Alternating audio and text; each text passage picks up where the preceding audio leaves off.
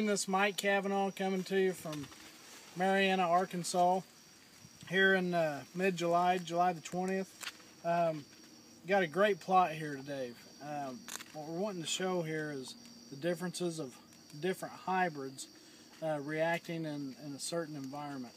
The environment here is very poorly drained, heavy clay loam soil.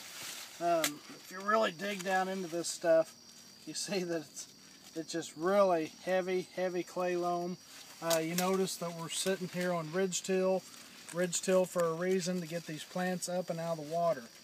But the thing we really want to show this morning is the difference in these hybrids. We're standing here in 6659, and just want you to notice the canopy here. This canopy is just unbelievable. We're sitting here in 38-inch rows. 38-inch rows. We've got really nice ear height. We've got a lot of node extension down here at the bottom. Even though it was a poorly drained scenario early on, we've got very healthy plants. We got a nice canopy out here. So this is kind of what we would consider a family F that's really adapted to a poorly drained environment. Okay, this is the kind of ear size that we're getting here this morning on 6659. Just really filled out nice. We got several rows around. It was not stunted early on like some hybrids do. This is 6679, and same thing, we're in this poorly drained, heavy clay loam soil type. Very poorly drained early on. Again, we want to make note of how these inner nodes were able to go ahead and space themselves out. They really handled that water early on. We just looked at two family Fs that were really thriving in this environment. Really want to kind of focus on family B now. What happens to a family B when we get too much saturated soil condition early on in a corn plant's life? This is 6632. 6632 just has a natural tendency to have a lower ear placement anyway, but this is really low. If you come in just a little bit, you can really see how we got a lot of short inner nodes here early on, you know, from that really poorly drained wet scenario, really causing these ear heights to be super low.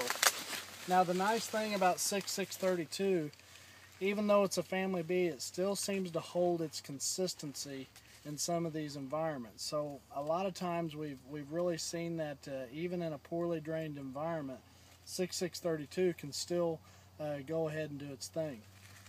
Now you'll notice the upper canopy, we still did get a little bit of canopy here in this environment. You notice the ear set, the ear line, very consistent on 6632. So even though it's a family B in this environment, still holding its own. We're standing in 6517, 113-day family B. Again, just want to show the differences of this hybrid in this poorly drained, heavy clay loam environment, early on especially, versus some of those family Fs.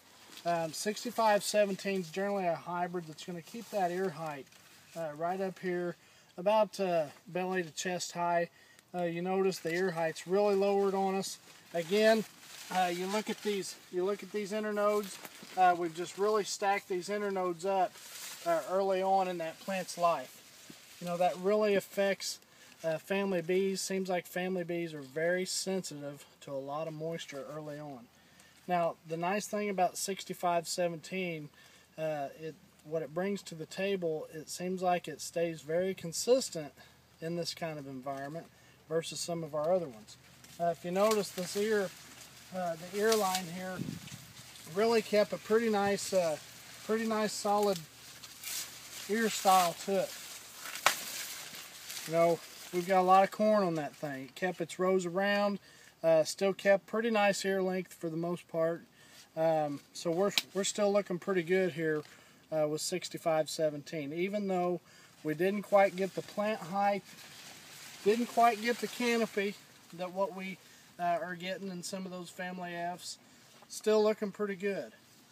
Even at the end of the day though, some of these family Fs are probably more adapted to this kind of environment. but this is a reason why we like to see family bees in a truly well-drained environment to maximize the yield.